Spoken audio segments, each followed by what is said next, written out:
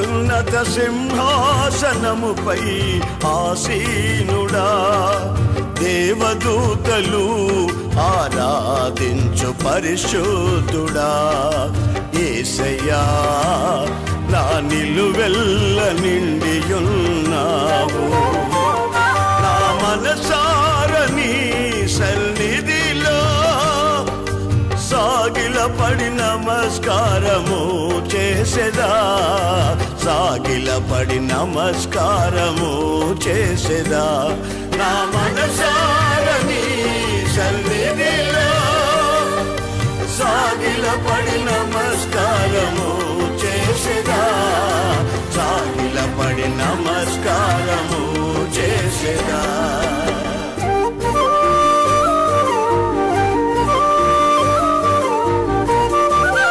మన ప్రభువును రక్షకుడైన యేసుక్రీస్తు అతి శ్రేష్టమైన నామాన్ని బట్టి దేవుని జనాంగమైన మీ అందరికీ పేరు పేరున హృదయపూర్వక వందనాలు. ప్రభువు తన కృపను సమృద్ధిగా మీ అందరి మీద కుమ్మరించునుగాక. చెప్పండి ఆమేన్. ఈరోజు ఒక ప్రాముఖ్యమైన విషయాన్ని గురించి మీతో ముచ్చడించాలని ఆశిస్తూ ఉన్నా.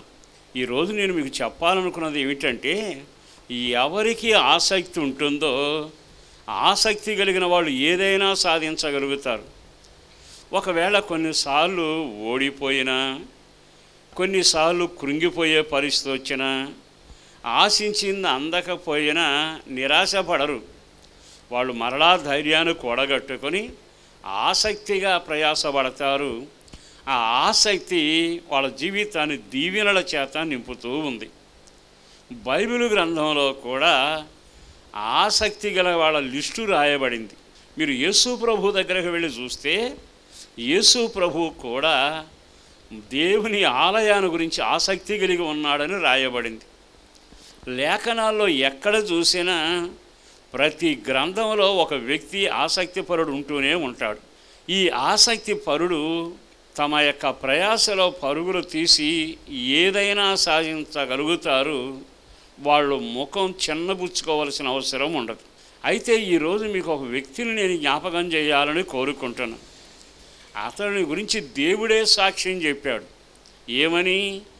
ఇతడు ఆసక్తిపరుడు, దేవుని విషయంలో, దేవుని కార్యాల విషయంలో ఇతడు ఆసక్తిపరుడు అంటూ చాలా నమ్మకమైన సాక్ష్యాన్ని చెప్పాడు.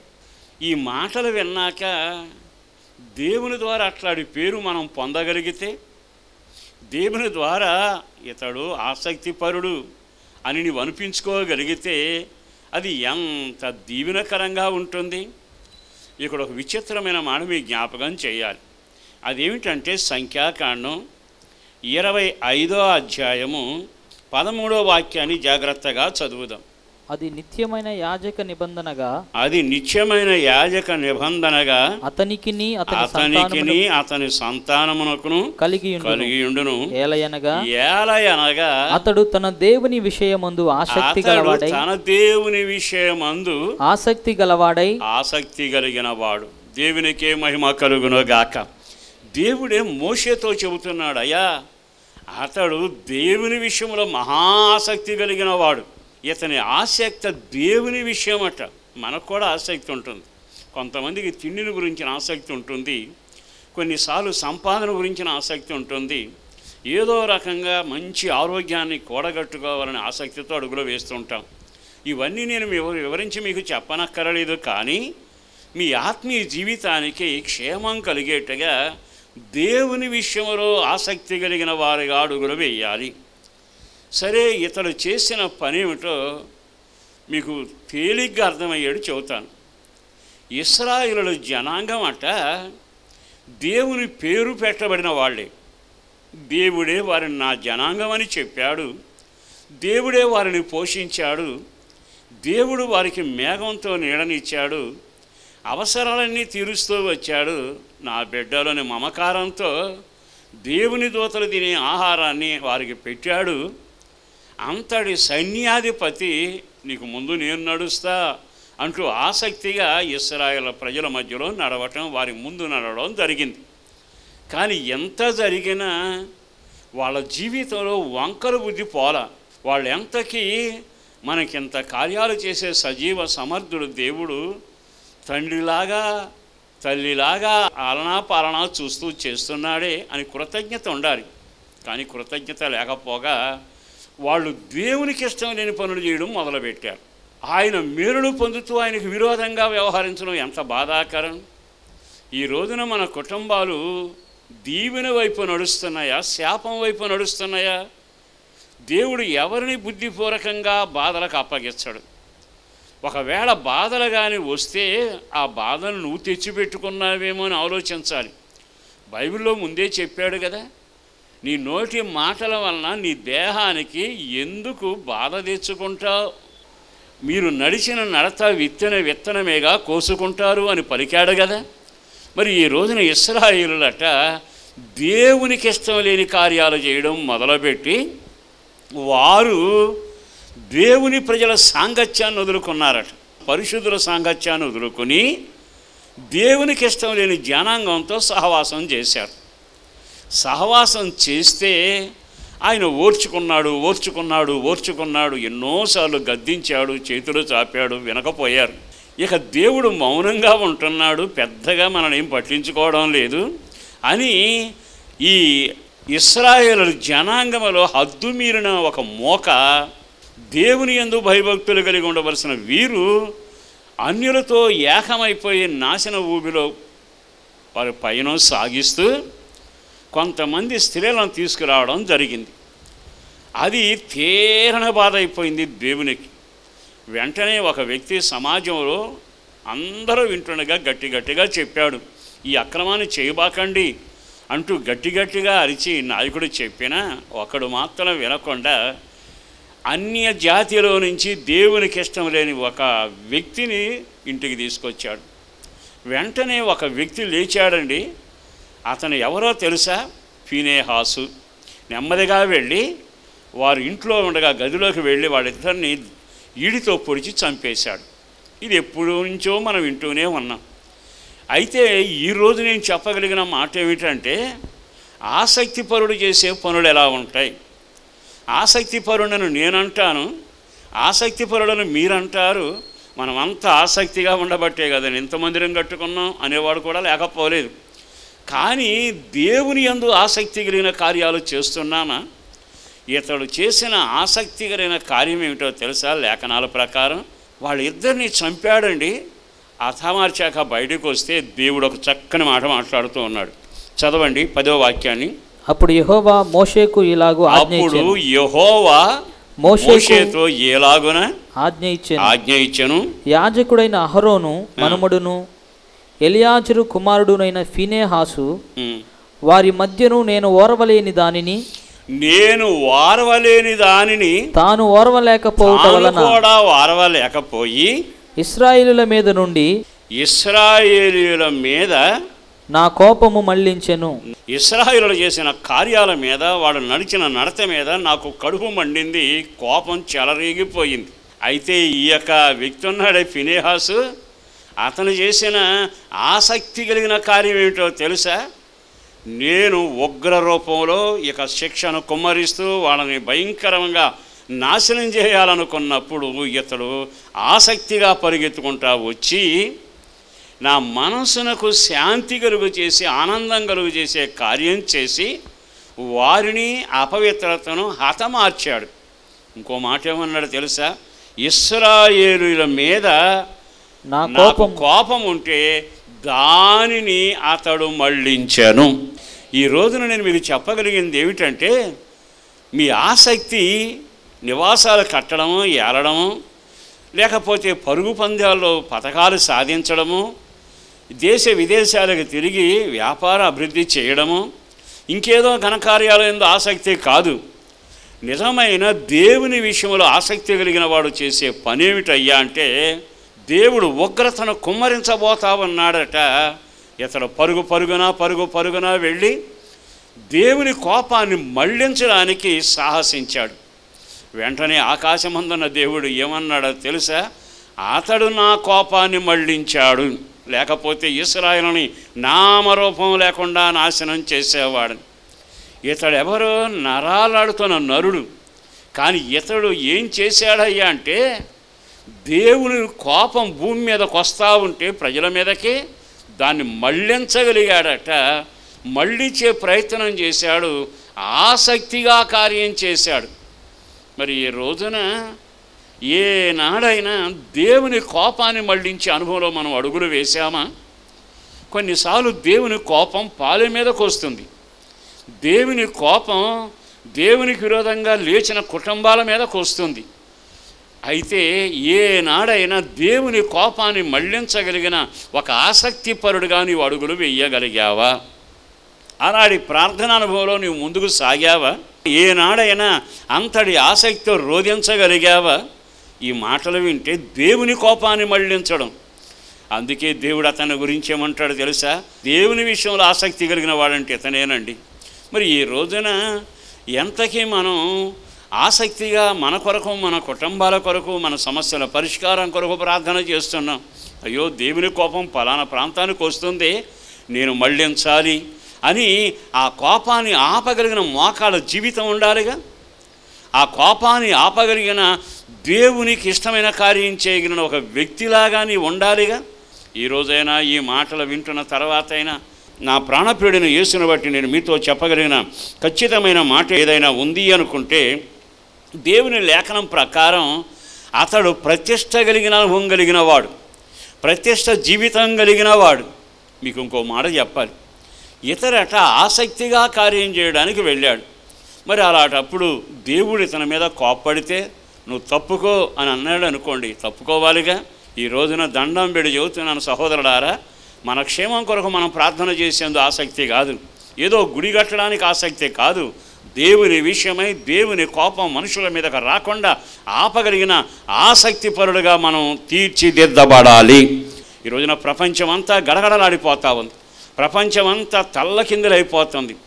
ఎవరికి వాళ్ళు ప్రాణభయం చేత తల్లడిల్లిపోతుండగా నేనున్నాను అని చెప్పడానికి తగ్గట్టుగా దేవుని కోపాన్ని నేను చల్లార్చాలి అని మోకాళ్ళ జీవితానికి నువ్వు రాగలిగావా? ఆ విధంగా రోదన కలిగి ప్రార్థన చేయగలిగావా? ఇతనేమంటాడు తెలుసా? నా కోపాన్ని మళ్ళించాడు అతను. అబ్బా, ఎంత చక్కని మాట. ఏ రోజైనా ప్రభు నిన్ను చూసి ఆ కుటుంబాల మీదకి వచ్చిన శాపాన్ని మళ్ళించింది ఈమె, ఇతడు అని అంటే ఎంత బాగుంటుంది. మరి అటు అనుభవం నీకు కలగాలి అనుకుంటే నువ్వు దేవుని విషయంలో ఆసక్తి కలిగిన వాడవై ఉండాలిగా. ఈ రోజైనా ఈ మాటలు విన్నాకైనా ఒక్క క్షణం అతడట నెమ్మదిగా దేవుని కోపాన్ని ఆపాడట. ఆ వాక్యం మరలా చదువుదాం. మళ్ళించాను అనే మాట 11 చివరి లైన్. కోపం మళ్ళించాను గనుక నేను ఓర్వలేని దానిని ఇశ్రాయేలులు నశింపజేయలేదు. ఓర్వలేక ఉండినను అంటే ఖచ్చితంగా కోపం తీర్చుకోవాలి. అయినా ఇతడు చేసిన దానిని బట్టి నన్ను మళ్ళించాడు గనక ఇక మీదట వారిని నేను నాశనం చేయలేదు అన్నాడా? తర్వాత మాట వినాలి. ఇప్పుడు ఏమనుంది అక్కడ?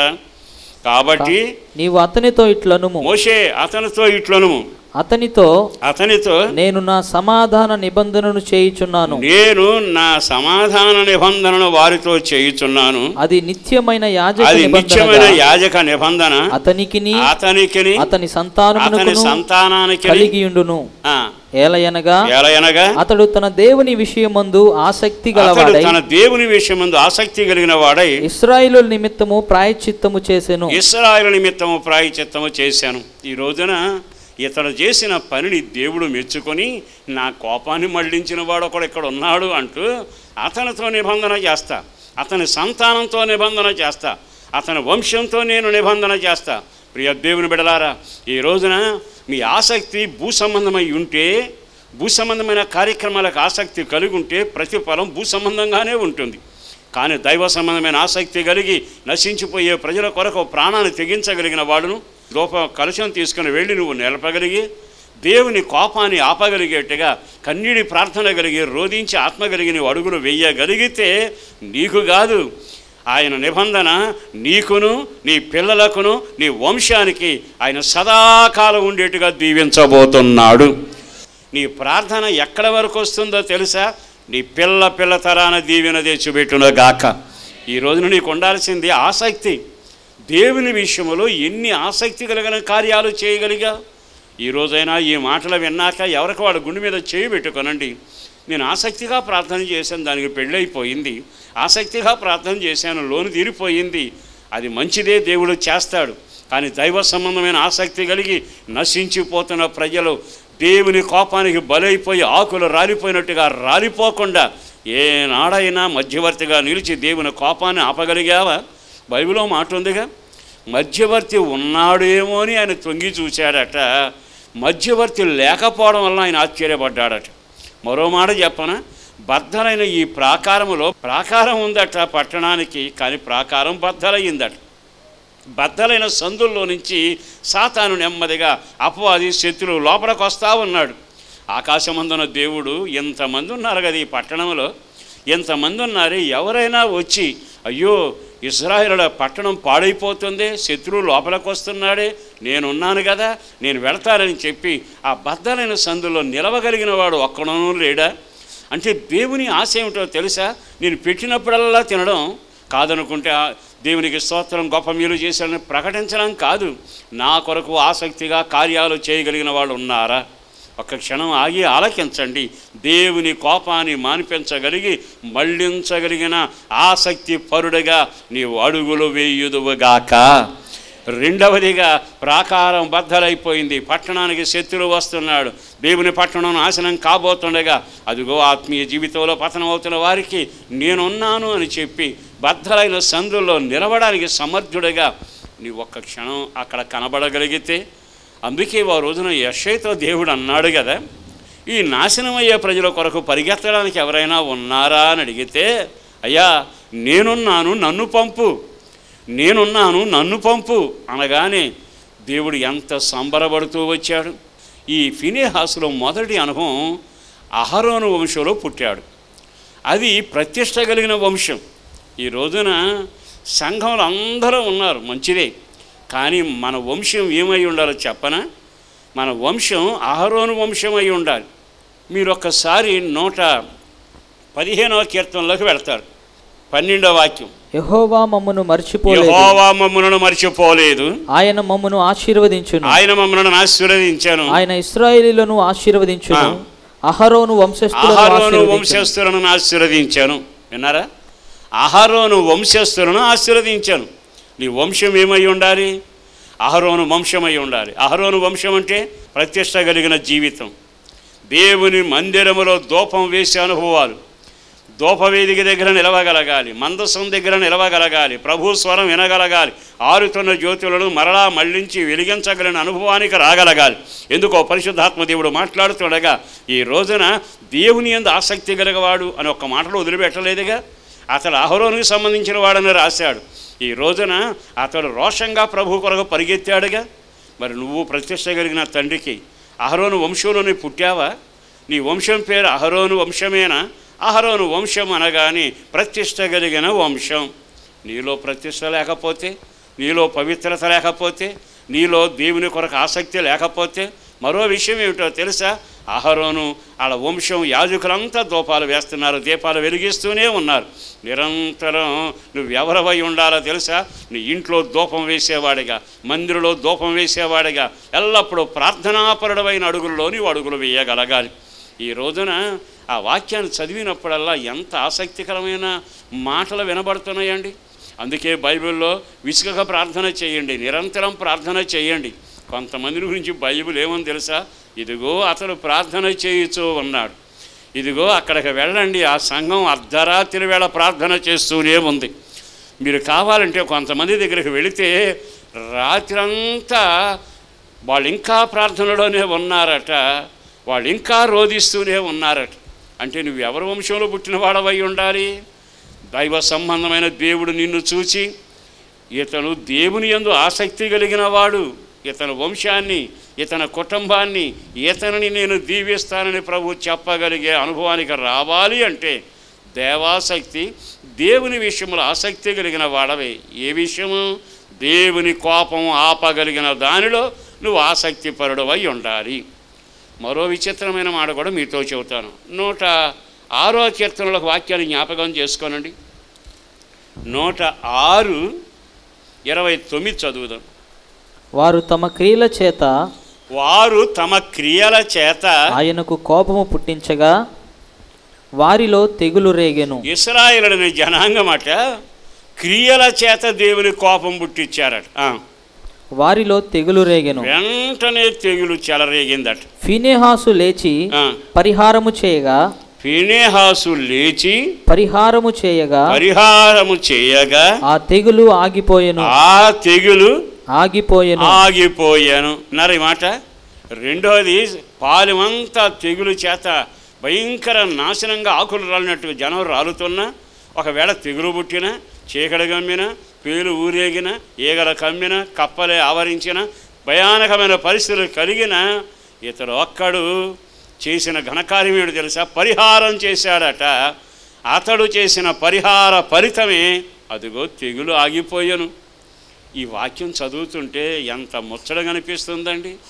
మనం బతుకుతున్నాం, మీరైనా నేనైనా బతుకుతున్నాం. ఎవరికైనా ఉపయోగంగా బ్రతుకుతున్నామా? నశించిపోయే ప్రజల మీద దేవుని కోపాన్ని రాకుండా మళ్లించగలిగామా? వచ్చిన తెగులు భూమి మీద ప్రజల మీద పడితే దానికి పరిహారం మనం చెయ్యగలిగామా? మరి ఏ రోజైనా ఈ మాటలు విన్నాకైనా ఏదో రకంగా నేను బ్రతుకుతున్నానులే అనే కార్యక్రమం పక్కన పెట్టి ఎకనైనా దేవుని విషయమై ఆసక్తి కలిగిన వ్యక్తులలాగా మనం అడుగులు వేయగలిగితే నిజంగా నీ జీవితం ఎంత ధన్యమవుతుంది. చదవండి, సంఖ్యాకాండం 31 6వ వాక్యం. మోషే వారిని అనగా ప్రతి గోత్రము నుండి 1000 మందిని యాజకుడగు ఎలియాజరు కుమారుడైన ఫీనెహాసును పంపెను. ఇక్కడ ఒక ప్రయాణం, వెళ్ళవలసిన ప్రయాణానికి 1000 మంది చొప్పున ఆయన నిర్ణయించి పంపించాడట. పంపిస్తూ ఎవరిని పంపించాడట? యాజకుడగు ఎలియాజరు కుమారుడైన ఫీనెహాసును పంపెను. ఈ ఫీనెహాసు చేసిన మరో పని ఒకటి ఇక్కడ రాయబడింది. అతను పంపితే అతనితో కూడా ఏ వీళ్ళై చదవండి. అతని చేతిలోని పరిశుద్ధమైన ఉపకరణములను ఊదుటకు. అందరూ ఆ మాట నోట్ చేసుకోవాలి. అతని చేతిలో పరిశుద్ధమైన ఉపకరణములు,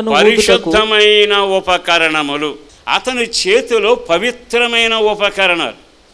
మరి ఈ రోజున దేవుడు అతను చూడగానే అతని చేతిలో పవిత్రమైన ఉపకరణాలు కనబడుతున్నాయట. వెంటనే దేవుడు ఏమన్నాడు తెలుసా? ఆసక్తిపరుడండి, దేవుని విషయంలో ఆసక్తి కలిగిన వాడు. ఒక క్షణం ఆగండి, మన చేతిలో ఏముంది? మీరు తిన్నగా సౌలు దగ్గరికి వెళ్ళండి. సౌలు, నీ దగ్గర ఏముందనంటే, పడుకున్నా లేచినా కూర్చున్నా నా చేతిలో ఎప్పుడు ఈట ఉంటానే ఉంటుంది. అదే ఫీనెహాసు దగ్గరికి వచ్చి అడిగారు అనుకోండి, ఫీనెహాసు నీ చేతిలో ఏముంది? నా చేతిలోన పవిత్రమైన ఉపకరణాలు ఉన్నవి. దేవునికే మహిమ కలుగునగాక. సౌలు దగ్గర ఇసిరే ఇందుకు ఈట ఉంది, ఇదిగో పవిత్రమైన ఉపకరణాలున్న ఫీనెహాసు దగ్గరకు వస్తే ఊదే బోరలున్నవి. దేవునికే మహిమ కలుగునగాక. అదేమో ఈట ఇసురుతాడు, ఇదేమో ఊదుతూ ఉంటాడు. ఆ బోరలు యుద్ధ భూమిలో ఊదినప్పుడల్లా జయం కలుగుతూ ఉంది. మరో మాట చెప్పనా? ఈ బోర ఊదితే ఇశ్రాయేలు బయలుదేరతారు, ఈ బోర ఊదితే ఇశ్రాయేలు ఆగుతారు. అంటే నడిపింపుకు పనికొచ్చే బోర, యుద్ధములో జయం కలుగు చేసే బోర. ఇప్పుడు అతని చేతిలోనట వ్యర్థమైన సరుకు లేదట, అపవిత్రమైన వస్తువులు లేవట. ఇదిగో ఈ ఫీనెహాసు చేతిలో నేను చూసినప్పుడు పవిత్రమైన ఉపకరణములున్నవి. దేవునికే మహిమ కలుగునగాక. ఈరోజైనా ఈ మాటలు విన్నాక సహోదరులారా, నాకెందుకు దీవెన రావట్లా? నా పిల్లలకి ఎందుకు ఆశీర్వాదం రావట్లా? నా వంశం ఎందుకు దీవించబడలా? మా బ్రతుకు ఎందుకు ఎప్పుడు కష్టాల మధ్యలో ఉంటుంది అని ఆలోచించి ఈ రోజైనా మరి ఫీనెహాసు తనకిని తన కుటుంబానికి పిల్ల తరాన దేవుని సమాధాన నిబంధన ఆశీర్వాదం ఎంత దగ్గరగా తెచ్చుకున్నాడు. మరి ఈ రోజున ప్రభు దీవెన నీకు నీ పిల్లలకి పిల్ల తరాన్ని ఎందుకు పొందలేకపోతున్నావు? ఈ రోజైనా ఈ మాటలు విన్నాకైనా నీకు కూడా అట్లాంటి దీవెన అట్లాంటి నిబంధన నీకు కలగాలి అనుకుంటే నీవు అహరోను వంశంలో పుట్టిన ప్రార్థనాపరుడివై ప్రతిష్ట కలిగి ఉండాలి. రెండవదిగా, దేవుడు వారవలేనిది ఏదైనా ఉంటే దేవునికి ఇష్టం లేని దాన్ని నువ్వు కూడా వద్దు అని చెప్పగలగాలి. మరో విచిత్రం ఏమిటో తెలుసా? నేను మనుషుల కోపం మళ్లించేవాడిని కాను, నా దేవుని కోపాన్ని మళ్లిస్తాను. అతని గుణాలు ఎంత గొప్పగా ఉన్నాయి. అన్నిటికంటే విశేషం ఏమిటో తెలుసా? తెగులు వచ్చేసిందట, భూమి మీద పడిపోయింది, ప్రజల మీద తెగులు చెలరేగిపోయిందట. వెంటనే పవిత్రమైన ఉపకరణాలు చేత్తో పట్టుకున్న ఆ ఫినెహాసు పరిగెత్తుకుంటా వెళ్ళాడు. అతని చేతిలో ఉన్న పరికరణాలు, అతను ఊదే బోరలు, అతడు చేసే రోదన, అతడు చేసే విజ్ఞాపన, అతడు నడిపించే విధానం అవన్నీ చూడగానే తెగులు మళ్ళించబడాను. మరి ఈరోజు ఈ మాటలు విన్నాకైనా ఒక్క క్షణం ఆగి ఆలకించండి. నేను ఆసక్తిగా ఉన్నాను అనుకుంటున్నావు, దేని విషయంలో నీవు ఆసక్తిగా ఉన్నావు? ఈరోజైనా ప్రభు అతని గురించి చెప్పిన మాట నిన్ను గురించి చెబితే ఎంత బాగుంటుంది. అతను చూసి అంటాడు, దేవుని విషయంలో అతను ఆసక్తిపరుడు, ఇతనితో నిబంధన చేస్తా, ఇతని సంతానానికి సమాధానం ఇస్తా, వీళ్ళ సంతానాన్ని నేను ఆశీర్వదిస్తా. మరి ఆ దీవెన ఇన్ని సంవత్సరాలు ప్రార్థన చేస్తున్నాడు, నువ్వెందుకు పొందలేకపోతున్నావు? భూ సంబంధమైన విషయాలు ఆసక్తిగా ఉన్నావు, కానీ నీ వ్యక్తిగత జీవితంలో పరసంబంధమైన దేవుని కార్యాలు ఆసక్తిగా ఉన్నావా? ఈరోజైనా ఈ మాటలు విన్నాకైనా ఒక్క క్షణం ఆగి, ఇక మీదటనైనా మనం లోకం వైపు మళ్ళడానికి కాదు, ప్రజలను నాశనం వైపు మళ్లించడానికి కాదు, నాశనం అవుతున్న వారిని ప్రభువు వైపు మళ్లించగలగాలి. కోపంతో ఉర్రూతున్న దేవుని కోపం మళ్లించగలిగిన వాళ్ళమై ఉండాలి. ఒక్కసారి ఆగి, అయ్యో నా గురుతర బాధ్యత నాకు గుర్తొచ్చింది, ఇక నుండి నేను నా ప్రభు కొరకు దేవుని విషయంలో ఆసక్తిగా అడుగులు వేస్తాను అని మీరు తీర్మానం చేయగలిగితే అదే నిబంధన మీ మీదకు రాబోతా ఉంది, అదే దీవెన మీ పిల్లల మీదకు రాబోతా ఉంది, అదే దీవెన మీ వంశం మీదకు రాబోతా ఉంది.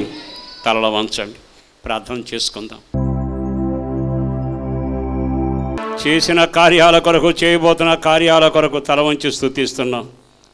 మా పట్ల నీ యొక్క ఉన్నతమైన సంకల్పాన్ని గురించి ఒక్కొక్కడిగా వింటూ ఉండగా, భూ సంబంధమైన మనుషులుగా మేము బ్రతకకూడదని, దైవ సంబంధమైన ఆసక్తి కలిగిన వ్యక్తులుగా అడుగులు వేయాలని నువ్వు వినిపించిన ప్రతి మాటను బట్టి ప్రజలు ఆసక్తి చేత రేపబడాలయ్యా. దైవ కార్యాల కొరకు నడుం కట్టుకుని నిలవగలిగే బలమైన కార్యం మీరు చేయబోతున్నందుకు వందనాలు. ప్రతి వాని పట్ల కృపను గ్రహించి నీ రాకడ కొరకు సిద్ధపరచండి. మా ఆలోచనలన్నీ నీ వశము చేయించుండగా నీ చిత్తమే నెరవేర్చబడాలి. మెళుకు కలిగిన ప్రార్థనాత్మ రాకడ కొరకు సిద్ధపాడు కలుగ చేయండి. కార్యం చేసి మహిమ పొందండి. యేసు పరిశుద్ధ నామాన ప్రార్థించి విన్నవించి వేడుచూ ఉన్నాము తండ్రి, ఆమేన్. మీ ప్రార్థనావసతుల కొరకు మమ్మలను సంప్రదించవలసిన మా చిరునామా పాస్టర్ దేవదాస్ గారు, వస్తున్నామండి, న్యూస్వీడ్ రోడ్డు, హనుమాన్ జంక్షన్, కృష్ణా జిల్లా, ఆంధ్రప్రదేశ్. మా ఫోన్ నెంబర్లు 08656242751, మరి ఒక నెంబర్ 9440772772.